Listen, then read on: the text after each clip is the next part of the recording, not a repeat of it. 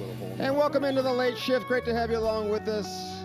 As always, we are up high at the Enterprise Center. Section 329 is where you'll find us. And we have a special edition of the late shift. And we're live on the Blues YouTube channel, by the way. You were wondering where we are and who's watching and whatever. Ryan Suter, 1,500 games. Welcome into the late shift. Thank you. Thanks for having me. Excited to be here. How you feeling after a game? Do you have to have... do you need to get treatment and stuff like that? Like, I mean, at 40 years of age, do you feel the same as you did when you were 25? I feel good. I'm a little different than all these young guys. They think they have to go through all this routine before the game and after the game, and I just, every once in a while I'll get a massage and then be ready for the next day. What's the secret? I think your mind.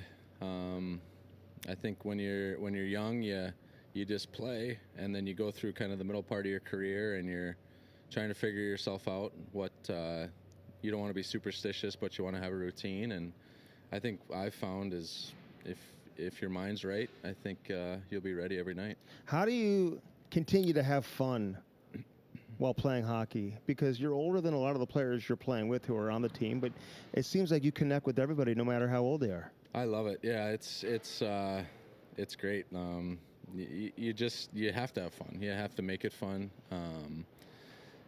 Tonight we're joking around.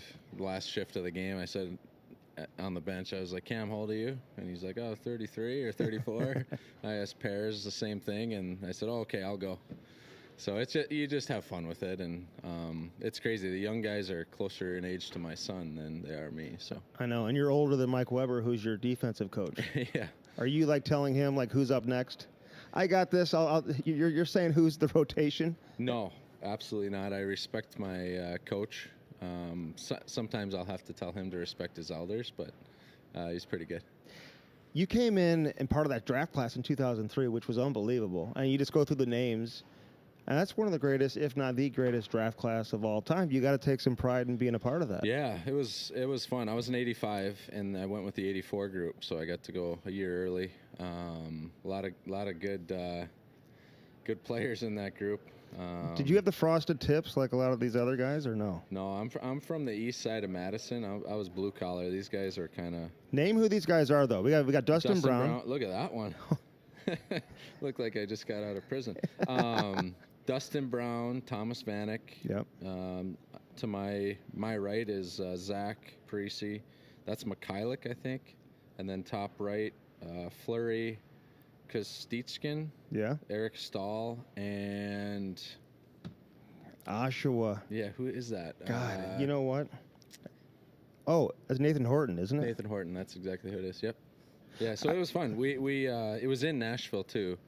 So we got drafted in the city. I got drafted by the home city, so it was cool. 7th overall. Look at that. And here it is right here. Paul got Fenton. That same suit. Paul Fenton putting his arm around. Yep. Some great names here, though, because David Poile, obviously, Paul Fenton, Ray Shero. Yep, and then Craig Leopold. He also sold the team and bought the Minnesota Wild. Wow, so you had a relationship with Leopold before you even got to Minnesota. Yeah, yep. So he gave me my first 3 contracts. Yep. So you'll always be indebted to him. And they're still paying me, so it's a good thing. He paid for that tractor that I see you riding around in. Yeah, exactly. Are you a farm boy? I was. We loved being out in the middle of nowhere, out in the country. We had like 100 acres, and I was a wannabe farmer. How many acres do you have? 120. Okay. Yep. So we would do like all this. That's where it started. This little shed. Where did you get this stuff? You don't know where we'll find this stuff. Yeah. Where is this? That's in Wisconsin. So I sold it to a good buddy of mine. So once we had kids, I was like, it's too far of a drive for sports. We were driving in and back and forth. It was 20 minutes, 15, 20 minutes each way to take the kids in. And when you have 4 kids, that adds up. So we moved onto the lake. Look at that. You really know what you're doing, though? Like on the tractor? Like, are you taking care of all 120 acres? Like, what's going on the land here? We rented the field out, the tillable, and then all that woods. My buddy said we would clean the forest, so we would go in and clean out all the underbrush and make it look pretty. Was there any other option for Ryan Suter than to be a hockey player? What was your plan B? Honestly, when I was younger, I just wanted to play college hockey. I wanted to be like my dad, my uncle, my 2 uncles that played at Wisconsin. Just wanted to be like those guys. Didn't think once about making it to the NHL. I just wanted to go to college, have fun, and then everything's gone so fast from that point. What kind of hockey dad was Bob Suter? He was good. He all he wanted me to do was work hard and be a good teammate. He would, when he was coaching, if I would do something dumb, he'd let me know. But once we left the rink, it was you know, did you have fun? Did you work hard? And yeah, he was a pretty laid back dad. And I met him a couple times because he was coaching with Madison and whatever, but he never came across as the guy who would brag about being on the 1980 Olympic team. But did you realize how cool that was when you were growing up?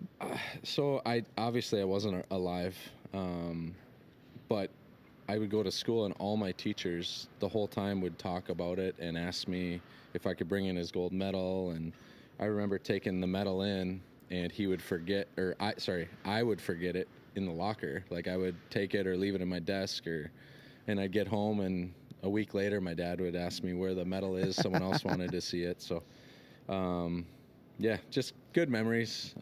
He was a humble guy. He worked at the rink there, ran the rink, operated it, had a sporting goods store. He did everything. He was a Zamboni guy to cleaning the toilets to sharpening skates, and people would come in and ask him for his autograph and picture. He had his blue jeans on with the work boots, and just a very humble person. How realistic do you think the movie was? The Miracle. Yeah, so he said it was a great tribute to Herb, and yeah, he wouldn't really talk about it unless you asked him, but he said a lot of it.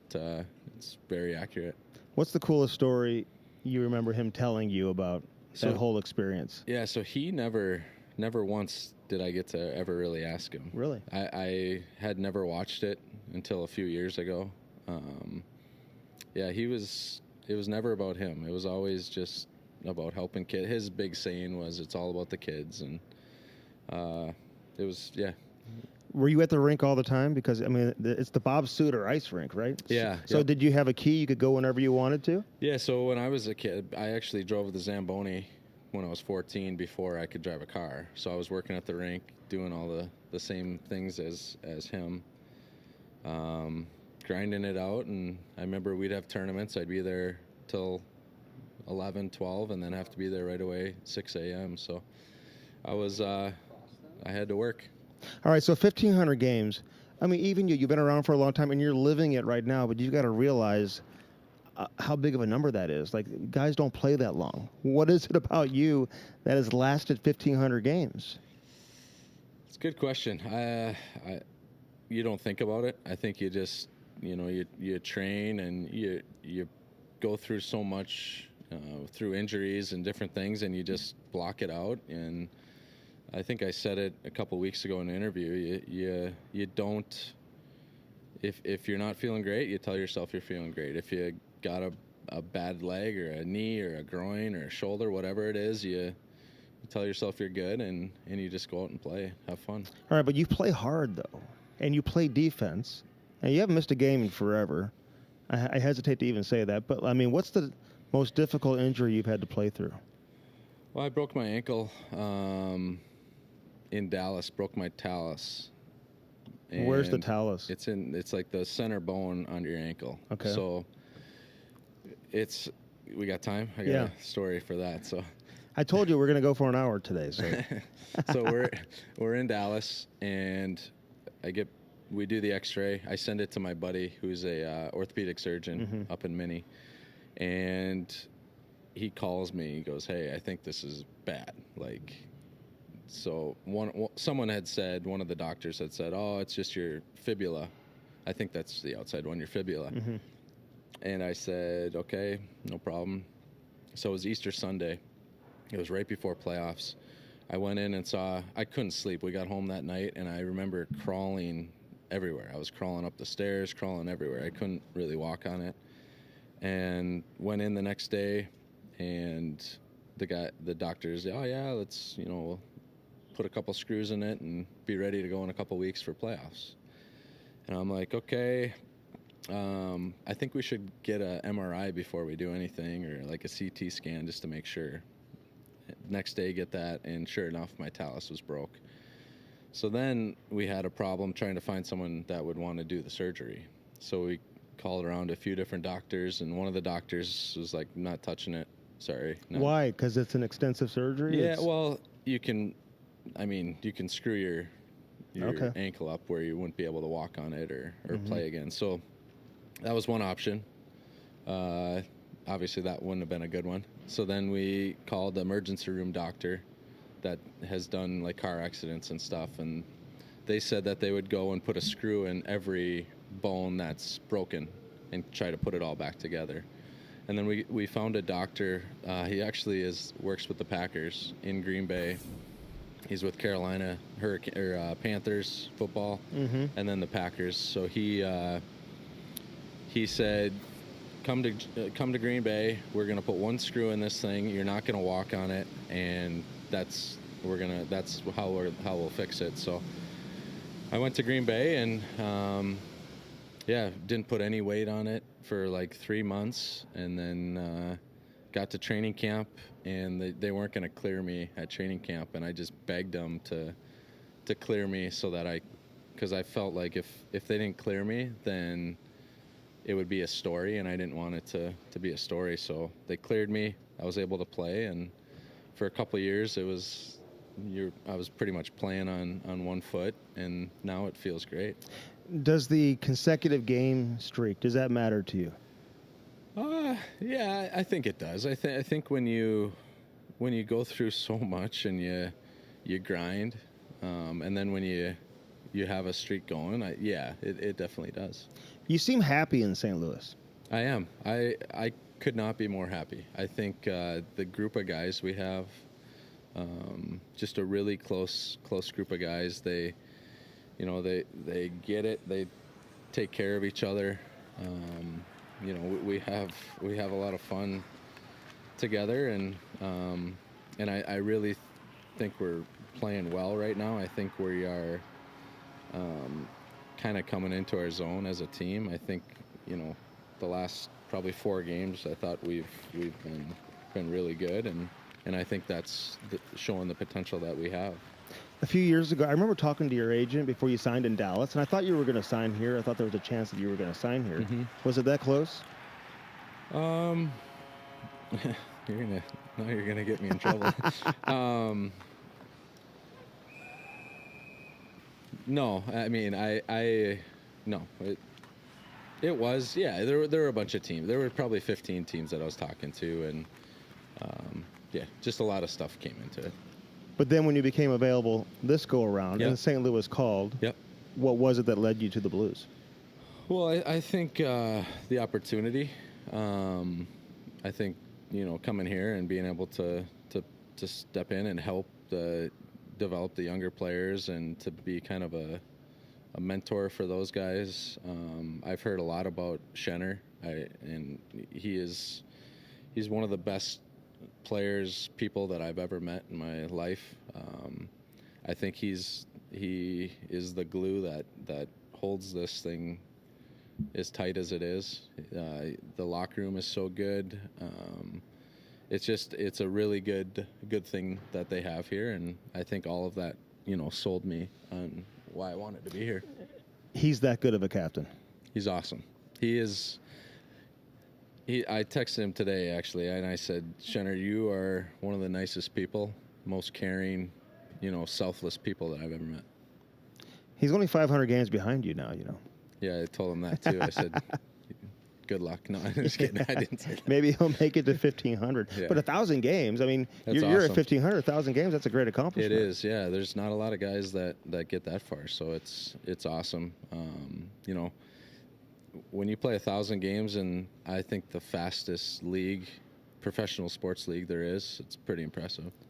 What's changed the most since you first came into the NHL? Just in terms of the locker room dynamic, veteran players who took you under their wing when you first came in versus, how the young guys are coming in now. I mean, a lot of things have changed, right? Yeah, they have, and for maybe I don't want to say for the better, but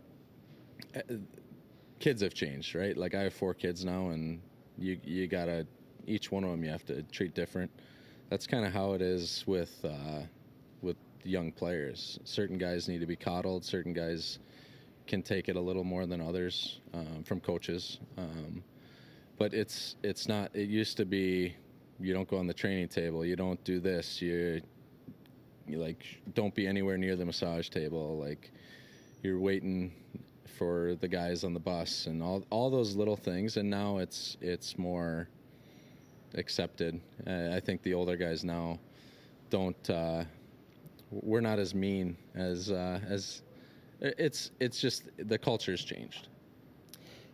I love watching you play because I feel like you get away with a lot of stuff that maybe other guys wouldn't. Like, I mean, slashing guys in the back of the legs. I don't slash one person in the back of the leg.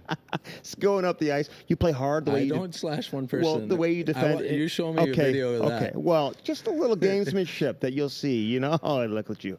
So in front of the net, in the corner and stuff like that. Do you feel like referees respect you and give you a lot of respect because you've been around for so long? I think they do, but I also think, like, I'm older, right? You're a little more solid than some of the guys. So when you do run into them, kinda. Yeah, you kind of like you have an advantage. But yeah, I mean, I don't think. Yeah, probably a little bit, but I think it's just more of a balance and that type of thing, catching guys off guard a little bit rather than kind of going in, on your heels. You're kind of going in. Sometimes they don't expect to get hit. Yeah, exactly. And that's the thing. Like back when I first started, I was battling with Keith Tkachuk in front of the net. You couldn't move the guy, and now the game's a little different where you can get in, you can move him out a little different. Who reminds you more of Keith Tkachuk, Brady or Matthew? I think Brady. Yeah, Brady, just the big body and just the way that he is. Yeah. When you see Alexander Ovechkin, who you're going to play in a couple of days from now, this guy, he's going to catch Gretzky. It's crazy. It really is crazy. Yeah. And he scored again tonight, Ryan. Yeah. So I actually, we're the same age. We're 85s. So we grew up playing against each other. World Juniors and all that? Yeah, World Juniors, under 18s. So I've had plenty of battles against him. He's a pretty impressive person. It's amazing what he's been able to accomplish. He still is at the top of his game. It's crazy. And he has like 3,000 hits or something. Yeah, he plays hard. He plays the right way. Is he a guy that you knew would be? I think he was the first overall pick, but you knew he'd be a great player. Yeah, when we were young, chasing him around was tough. You can see the greats when they're young, like Crosby and these guys. You can tell right away, like, okay, these guys, they're different than the rest. The Celebrini and those type of players. We saw Zach Parise in the picture. Were you guys good buddies before you went to Minnesota? Like, how well did you know him beforehand? Yeah, it's funny. Brooks, my oldest son, he's 14. He played in Shattuck last weekend at the same rink that I used to battle against Zach in. So it's kind of come full circle. We grew up playing against each other. I was with the Capitals in Madison, and then I went to Culver. He was at Shattuck. So we battled, and then we were on different U.S. teams, and so yeah, we had a really good relationship. So when you signed the contract, are you guys on the phone being like, "Hey, what are you hearing?" Did you guys orchestrate that whole thing together? So at the start, I thought I was going to go somewhere else, and I thought he thought he was going to go somewhere else, and then we started talking like, okay, this is a possibility, and then it happened. And you guys, your friendship grew playing together all those years, right? It's crazy. Now our kids are the same age. Our youngest are the same age, and they're on the same team. So when I go back there to Minnie, I get to, he's at the rink every time, or if they're doing flag football, whatever they're doing, we're going to be around each other. Was that buyout different than the buyout in Dallas in terms of maybe how you took it and how you handled it a little bit? Yeah, I think so. I think it's a shock, right? Like you come to a city, you do so much for an organization, and then it ends that way. It was tough. Grateful for Dallas, and I knew I could still play. I mean, as soon as that happened, you get 15, 20 teams calling you, and they're all asking what happened, and I knew I could still play. The league knew I could still play, and I was grateful to have the opportunity in Dallas, and had some good years there, and now having a fun time here. And you're always in the Central Division. How come you never leave the Central Division? That's a good question. I think I'm just familiar with all the teams. So you want to make sure, and plus it's easy for you to kind of get back and forth, right? Yeah. So my family lived with me last 3 years in Dallas, so that was nice. And now this year is the first year we've lived apart, so it's been tough. But Army's been great. He pretty much every day off, I've been able to go home and spend time with everyone, and it's worked out really well. Are your kids players? Like they love the game? They do. So Brooks is 14. He's playing. My daughter, Avery, she just turned 12. 12. I better get that right. 12? Yeah, 12. And she's doing really well. Her team's like really good. Hopefully they can have a shot at winning state. Brooks hopefully can win state. And then Parker, my daughter, is playing for the first time. She's 9, turns 10 in March. And my youngest is Bo. And just he loves it. He's doing all the dances after the scoring the goals. He's announcing the starting lineup too. Yeah, that was. Did you know they were going to do that? So you see it happen, right? Right. And then I see the cameras come in, and like, okay, it's happening. And then you're just trying not to like cry, and I'm just like, you don't want them to screw it up, and you're proud of them, and then. As soon as they left, I was crying. I was joking with the guys how soft I'm getting, but it was really special to have them be here for that and to be a part of it. That's what happens when you get older. Yeah, you get a little softer. But I can't imagine they're telling you to retire. I would think your boys love watching you play. My daughters, everybody loves. Yeah, they want me to keep playing. My wife, I feel like. If I would want to play, or if I had the opportunity to play another year, I think my family would move wherever and really be here. I think I could talk my wife into it. I think so. You come across like the guy, and I saw some video of you even skating in the summers and just growing up around the rink. I feel like you're always going to be around the rink, even after you retire. That's going to be you. Yep. I don't know if you'll be cleaning the toilets. Maybe you will be. Oh, yeah, I will be. Okay. I feel like you have to do what you expect your employees to do. We own the USHL team. We own the arena, and I've always been there doing it. Like we changed the kick. Yeah. What are you doing the compressors here? How do you even know what you're doing? So is there like a manual? So see, like the sides, they get all full of dirt. It's like your air conditioner or whatever at your house. So you got to clean off I think those are called condensers, so that they can get air through them. So yeah, that was a few years ago.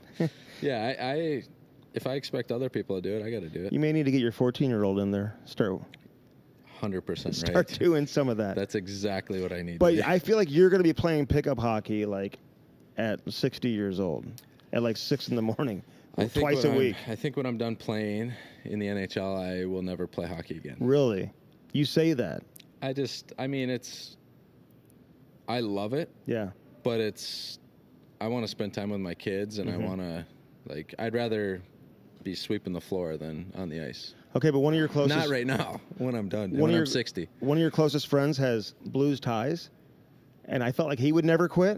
And Tony Herkus, who played the circus forever, he was here the other night. With me in the summer. I know, he says he does. I played with Herc my last year pro in Milwaukee, and him and Kathy and their daughters, they took me in, they took care of me. I was 18, had a great time, and we're best friends now. In the summer, we skate every time we skate, he'll be out there. It's great to have him because he yells at all the young guys, and I don't have to. Oh, does he? So that's it's nice having him there. So to keep the pace up, to yell at guys to keep them skating. Yeah. And he still has it. Like, it's unbelievable. What is he, 60 now? I know. 58, 60? He's old. I want to say he won the Hobie Baker, right, at North Dakota. Yeah, 116. He had a 4-goal game here in the playoffs as a rookie, right, Mike? I think he did. Like, so, and it might have been against Banger, actually. So, so he's got some memorable moments here in St. Louis, and obviously he's scouting and doing all that now, too. Yeah, so. He had 116 points in one college season. I think they played 40 games or 38 games. So that'll never be broken. Would you want to stay in hockey? You want to be a GM? No. I see these guys and they look miserable. No, I'm kidding. I know. A lot of travel. I wouldn't. I don't think I'd want to do that. I think something to do with hockey, whether it's our USHL team or coaching the kids. Yeah, you're doing it right now. Yeah. What's it like owning a USHL team? How much work goes into it?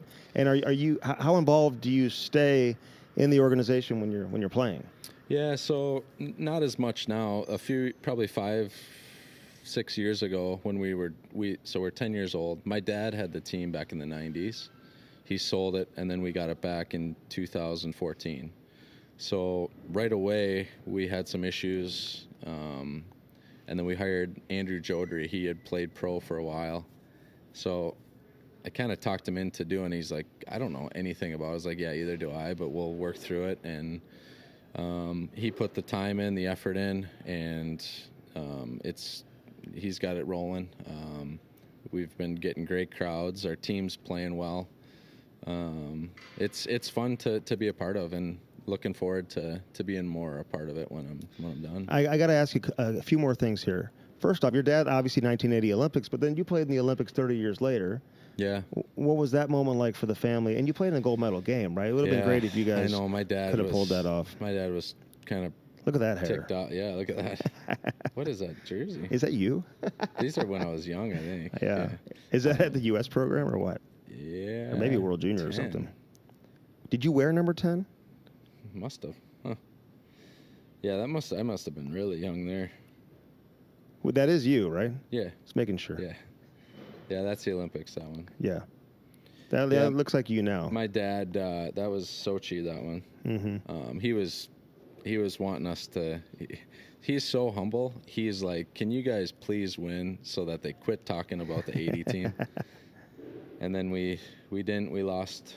And then went and did the Olympics, made the Olympic team in Sochi, and we thought we had a chance there and came up short again. But it would have been pretty cool to experience that with him. Well, you had the Crosby goal, which the ref got in the way. Were you on the ice for that? My guy. Was that Rafalski on the wall there? Who was that? Yeah, the puck kind of came up the wall, hit the ref's skate. Canadian ref. Went back to their guy, and Crosby scored. Right to Crosby. Was that planned, do you think? That was in the playbook? No comment. I'm just kidding. Set play? Yeah. No comment. Hey, but what about the Oshie? The shootouts in Sochi, yeah. You're on the bench watching those, right? Yeah, you're just laughing. Just like, is this really happening? I think did he go 4 times? I think he scored 4 out of 6, something like that. Okay, yeah. It was pretty impressive. They all brought dogs back and everything. Did you bring a dog back from Sochi? No. A couple guys brought some dogs back. I know a couple of your guys here. I think Backus may have, Shaddy may have as well. Yeah. But and winning a World Junior gold medal, though, that stands out, right? That's a great memory. 2004. Yep. Is that the first one for USA? It was, yeah. Yep. So I was pretty fortunate. We won under 17s, under 18s, and then we were able to win under 20s, and then got a silver medal in the Olympics, and pretty good memories. Every time you can, you watch this 4 Nations and the U.S. guys, every time you can wear a jersey, it's a special thing for sure. Have you had a chance to sit down and talk to Al McInnes about your uncle? Because he was your uncle's partner for how long? Forever, right? Yeah, in Calgary. They were teammates. They both say they got good stories on the other one. I haven't gotten that far yet. What kind of influence has your uncle had on you? Gary Suter. If you don't know who Gary Suter is, Everybody out there on YouTube, look him up. Yeah, I think player. I think he should be a Hall of Famer. Really? He's got 900 points. Yeah, as a defenseman. He's got close to 1,300 games. He has Stanley Cup, Rookie of the Year. I hope that he would someday get a chance. What's he doing now?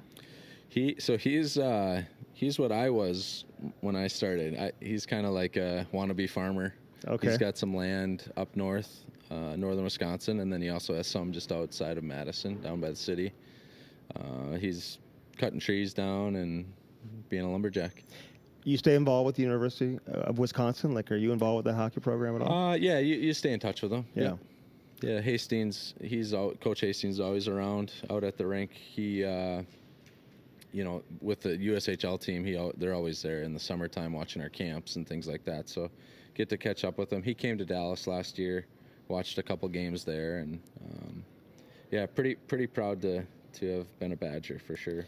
A couple years ago, I went to a game actually, and I went to that KK club afterward. It was during the Olympic break. Yeah. You were in there with Pavelski. And I remember it was a snowstorm coming down, and I was with Bob Frederick, and I said, Bob, are we going to wait? And the line was so long. And all of a sudden he said, and Trent Frederick pops open the side door. He said, hockey players don't wait. He said that? Yeah. So you just get right in? Is that the way it works? Is anyone watching this? No. So our friend, Bruce Meyer, they call him Is he Doc. the owner? Yeah, so he owned it. His dad started it. Okay. And then Bruce took it over. And then Jordan, who is my age, owns it now. So he owns that one, and then he owns one up in Minnesota also. So they take care of the guys, and we take care of them. Is it hard not to wear 20? Yeah. It's available now. I know. I think Steiner's hiding it. Is he? I don't think he wants anyone to wear it. Well, Saad had it. I know, but... And so now when Saad left, I thought I was going to walk in. You're going to walk in, they were going to change your number? 20, but... Well, maybe that'll happen. Mike can make that happen. Maybe that'll happen next game. I think Steiner's hiding it.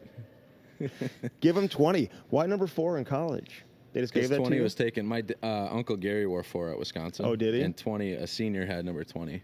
Are you in any Hall of Fames? No. Not even like a... Am I? Your high school? Why are you asking me? No. I'm just curious. You do your own research. You were at Wisconsin only 1 year, though, right? Yeah. You came in the NHL, I guess you didn't play your first year because it was the lockout. The lockout, yeah. Yep. So that's why you were in the minors. Yep. Okay. With Herc. All right. The circus. Can this team make the playoffs? We can. The way we're playing, I have so much confidence in this group. The way Binner's playing, it's coming together. We're getting consistency. Yeah. And that was our biggest thing. We play one good game, take 4 off, and then, win 1, maybe 2, and then we're finally playing the right way. And I really believe that we can. And he's that good, Binnington. Oh, yeah. You watched him you play. saw him. Did you know that, though, before you... I mean, Yeah. I know you played Yep. against him a ton, but... Yep. I knew it. I scored a few goals on him, but I knew he was still good. What about Parayko? Yeah, I knew he was good, too. You did, yeah. Yep. Well, you've been in the Central. I should know that. Yeah.